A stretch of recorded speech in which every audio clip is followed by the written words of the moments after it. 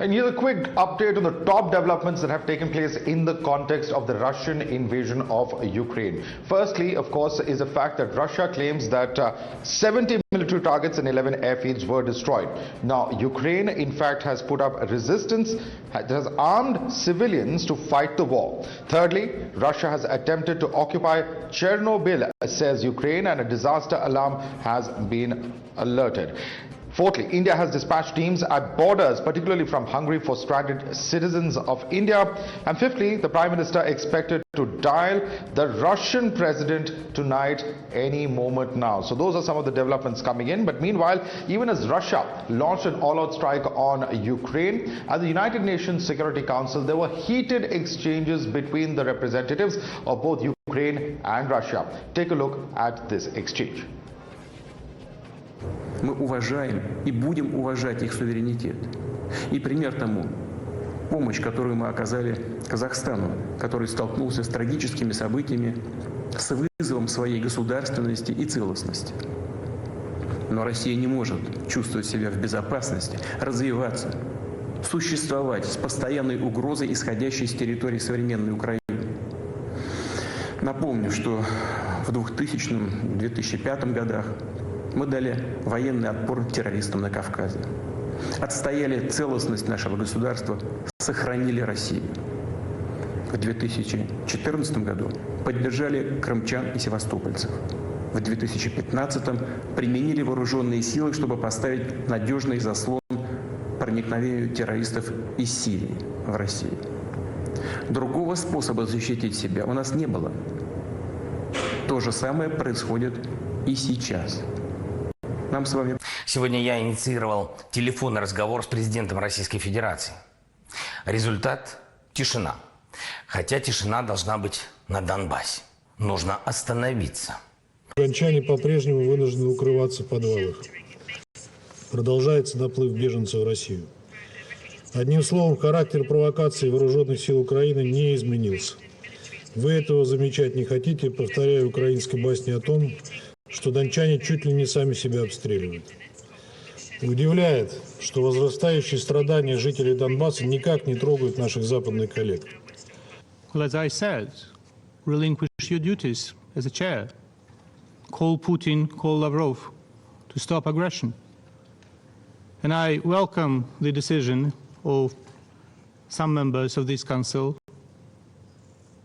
to meet as soon as possible to consider the necessary decision that would condemn the aggression that you launch on my people. There is no purgatory for war criminals. They go straight to hell, Ambassador. Я бы хотел сказать в заключение, что мы не производим агрессию против украинского народа, а против той хунты, которая захватила власть в Киеве. Список ораторов исчерпан, заседание закрывается.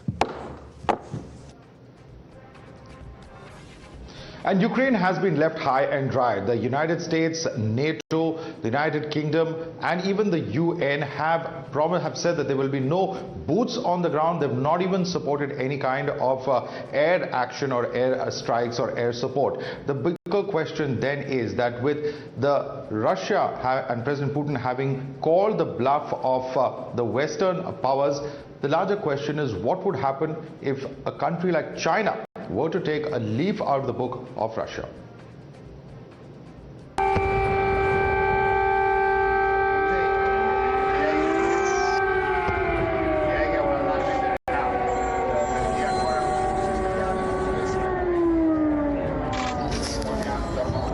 In the darkness of the night, Russian troops sneak into Ukraine.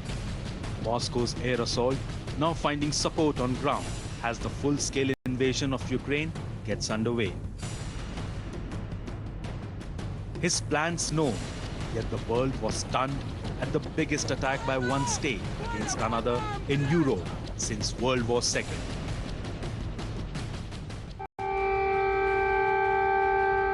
World leaders express a raw outrage with strong words of condemnation. United States President blamed Putin for the death and destruction, declaring that Russia will be held accountable. When they began this invasion of Ukraine. We hit them hard, not just us, but in unison with Europe, in unison with other allies and partners, going against major financial institutions, taking out a major project, the so-called Nord Stream 2 pipeline that Germany took off the table. United Kingdom, Japan and Australia rushed to impose more sanctions. Russian banks, financial institutions and individuals found their assets frozen in these countries.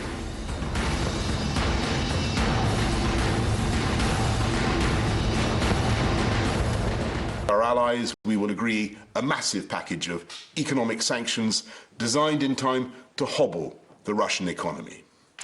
And to that end, we must also collectively cease the dependence on Russian oil and gas that for too long has given Putin his grip on Western politics. Sanctions we're putting in place aren't just traditionally what you would have seen in the past against a nation more broadly. This goes direct to those individuals who are at the heart of this bullying and aggressive behaviour. It targets their financial interests. It prevents them from travelling. The sanctions will become law tomorrow. European Union labelled the invasion a barbaric attack and blamed Putin for targeting the stability in Europe and destabilizing international peace order. We condemn this barbaric attack and the cynical arguments to justify it. It is President Putin who is bringing war back to Europe. And in these dark hours, the European Union and its people stand by Ukraine and its people. But as the world condemned and threatened to hit the Russian elites with the maximum cost, two countries came out and defended Moscow. Pakistan, whose Prime Minister was enjoying the hospitality of Vladimir Putin, called the strengthening of the bilateral ties between the two countries. And China called on parties to respect others' legitimate security concerns, putting its weight behind Russia. Beijing claimed the word invasion was prejudiced. The aftermath of a full-fledged attack is for the world to see, but not one Western power promised to move in militarily and defend Ukraine. With Russian President Vladimir Putin warning against any interference, is denunciation and threat of sanctions enough? Bureau Report, Times Now. And Ukraine is pinning its hopes on India for a resolution to the current crisis. In fact, the Ukrainian ambassador to India appealed to the Indian government to take up the issue with Russia. He said that the close personal ties that Prime Minister Modi shares with President Putin could be used to drive home the point that this kind of aggression and war is completely out of place. However, the Prime Minister has today held a meeting of his top security officials as well as ministers and is expected to also have a telephone call with President Putin later this evening. What really will be discussed is going to be quite crucial.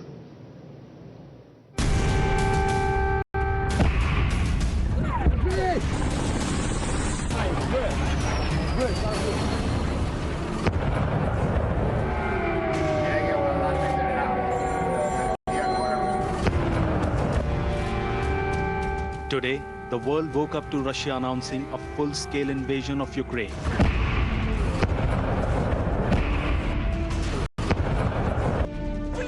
Full-throttle aggression and diplomatic provocation. Putin has made the crisis to a point of no return. With the whole global community working overdrive to stop the war, Ukrainian envoy to India, Igor Polika, bets high on India and Modi. India is unique, powerful nation. You've got most powerful leader. And at least his telephone call to Modi about this situation may be to some extent helpful. Ukraine believes that Putin has rallied behind India in the past, and if Modi intervenes, then hard-headed Putin will have to rethink. From tactical maritime support in the 1971 war to backing abrogation of Article 370 two Modi-Putin bonhomie post-Galwan face-off. Ukraine asserts Putin can't say no to Modi. Congress launching a direct attack on PM, asking him to get his priorities straight. Congress said that the NDA Sarkar is silent while Indian students are grappling with life-threatening situations. Modi government reiterates that it's doing everything to bring stranded students home. 20,000 से अधिक हमारे नौजवान बच्चे, युवक और युवतियां भय, आतंक उसका शिकार हैं। भारत सरकार, मोदी सरकार ने उन्हें अपने रहमो करम पर भगवान भरोसे छोड़ दिया है। ഉക്രൈനിലെ വ്യോമപാത അടച്ചിട്ട സാഹചര്യത്തിൽ വിമാനമാർഗം അവിടെ നിന്ന് ഇന്ത്യക്കാരെ തിരികെ എത്തിക്കാനുള്ള നടപടികൾ റദ്ദ് ചെയ്തിരിക്കുകയാണ്. ബദൽ സംവിധാനങ്ങൾ ഏർപ്പെടുത്താനുള്ള അടിയന്തരമായിട്ടുള്ള നടപടികൾ ആസൂത്രണം ചെയ്തുകൊണ്ടിരിക്കുകയാണ്. I would like to assure all of you that the Embassy of India continues to operate round the clock, looking out for the safety and security of all Indians here. India echoed for de-escalation in the crucial UNSC meeting, reminding that the situation is in danger of spiraling to a major crisis and called upon the stakeholders for restraint. We had called for urgent de-escalation of tensions and emphasized on sustained and focused diplomacy to address all issues concerning the situation. The situation is in danger of spiraling into a major crisis. We express our deep concern over the developments which, if not handled carefully, may well undermine the peace and security of the region. The world, including India, wants the invasion to stop, but the ball is in Putin's court. The big question is, will he pay heed or escalate the military offensive? Bureau Report, Times Now.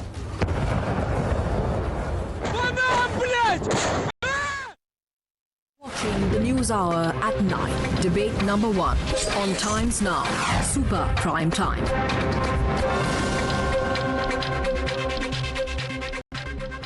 All right, let's take this across to our guests who are joining us for more on this. We have with us Ambassador P.P. Shukla, former Indian ambassador to Russia. Meera Shankar is also with us, former ambassador to the United States. Also with us is Captain Jim Fennell, retired, who's a former director of intelligence and information ops for US Pacific. Also with us is Maruf Raza, group consulting editor of the Times Network. I'm going to begin with P.P. Shukla, former ambassador to Russia. Sir, in your view, what really can India do and should India do in the given circumstances? On the one hand, you have Ukraine, whose ambassador is appealing for India to reach out to President Putin, for Prime Minister Modi to use his close ties to impress upon the need for peace at such a crucial time. At the same time, India will also have to balance its own diplomatic and strategic interests, and also given the fact that Russia is a very crucial supplier and a very long and close ally of India, particularly in the context of our defense ties.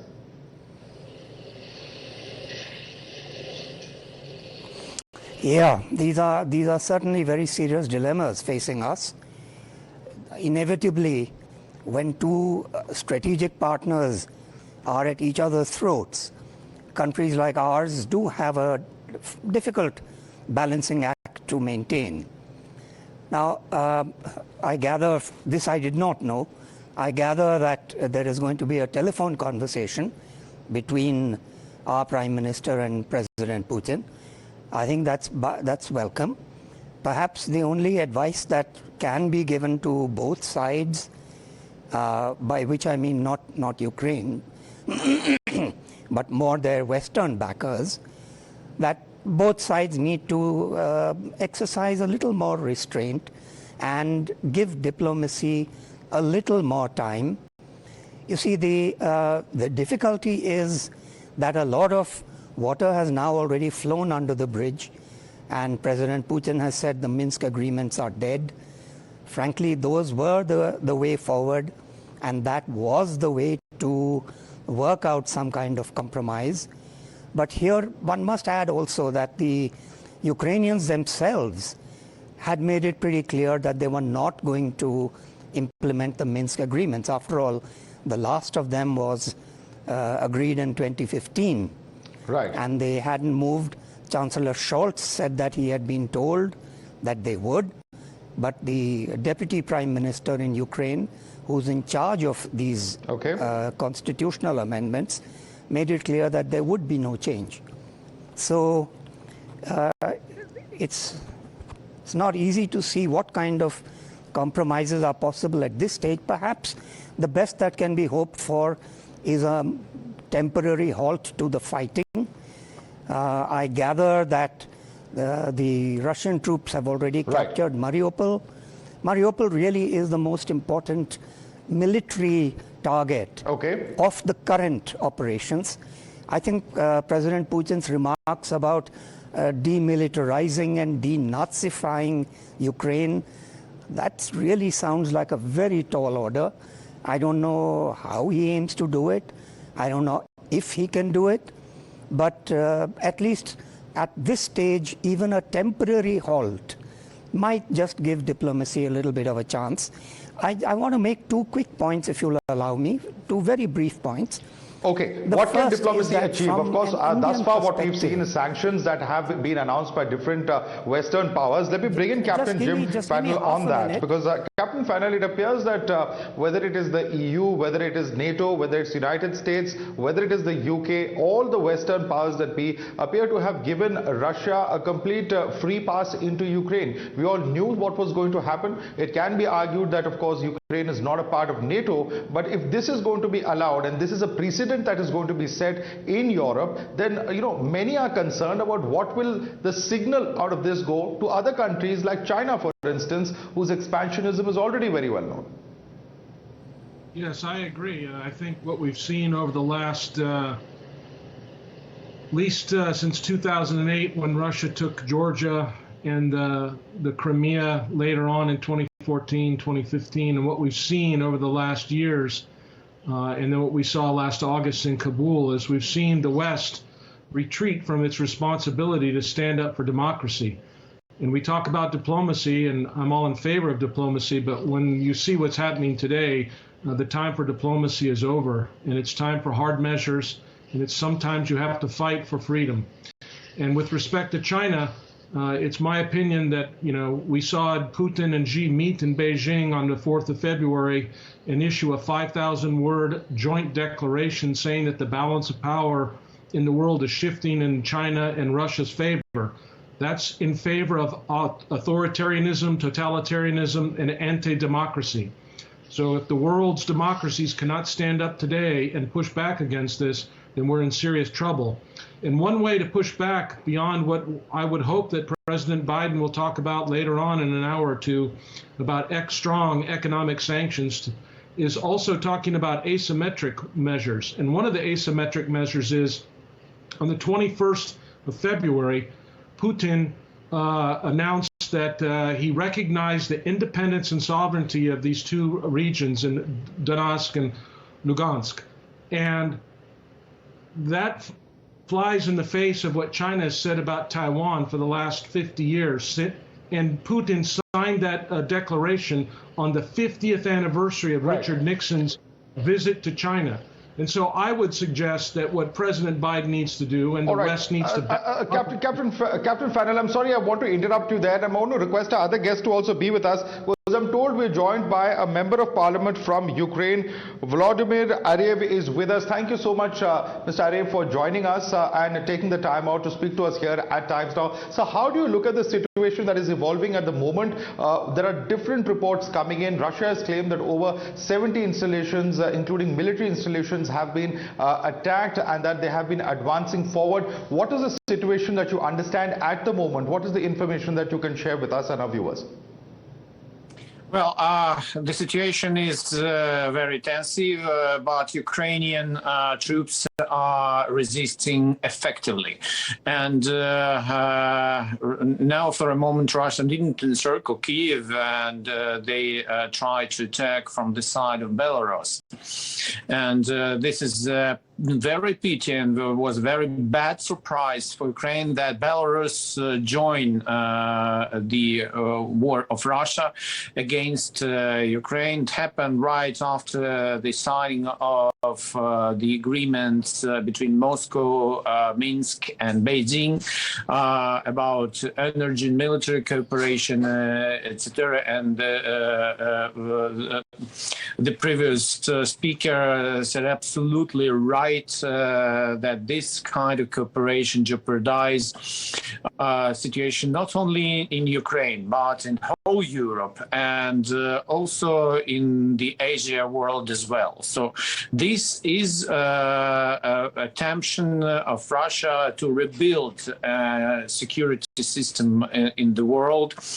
And Ukraine is the first target because Russia clearly said by the mouth of President Putin that they are unsatisfied from the time when Soviet Union have been collapsed and the Soviet leaders got assurances of Western world that NATO will not extend any dime towards Russian Federation. But the situation completely changed, and this is not to Russia to select which side sovereign states as well as Ukraine will move.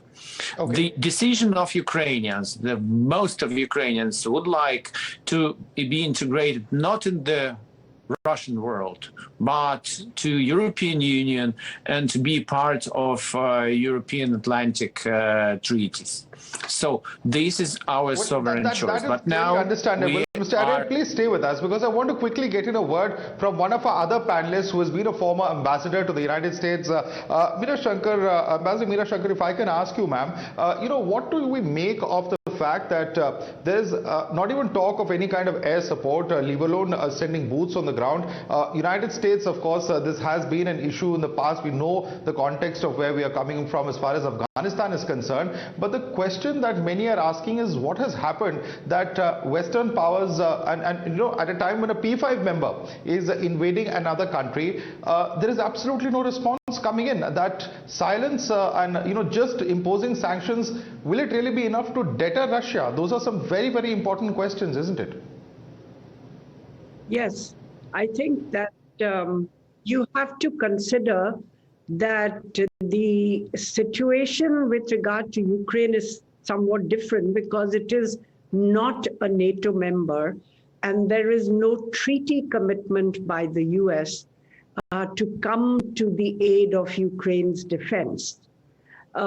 Ukraine's application for NATO membership was kept on the wait list since 2008.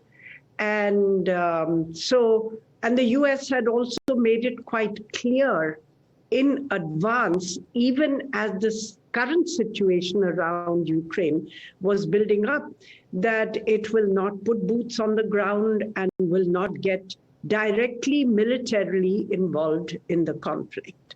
But it has been providing defense assistance to Ukraine, and it has, readied a slew of economic sanctions, increasing in severity, which they hope will impact Russia adversely and cause it to pause. But I think when we look at the current crisis, I think we have to go back actually to the security structures as they emerged in Europe after the collapse of the Soviet Union, and the fact that, rightly or wrongly, Russia believes that it got assurances that NATO would not expand eastward. The former Warsaw Pact countries joined NATO, but now it's a question of former Soviet republics joining NATO. Russia has been seeking, legally binding security assurances that this would not happen.